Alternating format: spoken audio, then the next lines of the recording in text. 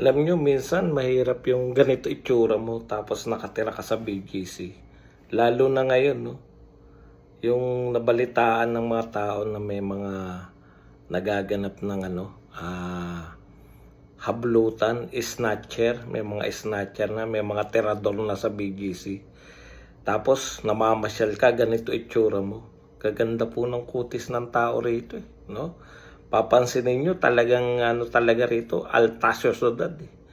Yung mga pangkaraniwan na mamasyal, mamahal ng mga kainan, no? Tapos ikaw, ganito itsura mo, lalakad ka sa BGC. Ikaw kagad, tamang hinala kagad sa'yo, no? Minsan yung itsura, hindi mo naman pwedeng sabihin, hindi po, matalino po ako, kaya di ba, no? Yung mahirap minsan, yung nadja-judge ka sa itsura mo. Kaya nga yung meron ako nakasabay na babae sa elevator. Pucha, pagpasok ko pa lang, bag niya, inano kagad, nilayo kagad sa akin.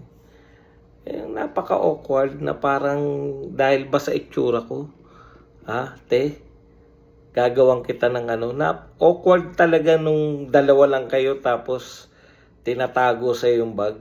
Putya, malapit na kami sa ground floor. Hirap na hirap pa akong hilahin sa kanyang bag. Nakikipaghilang. Peace.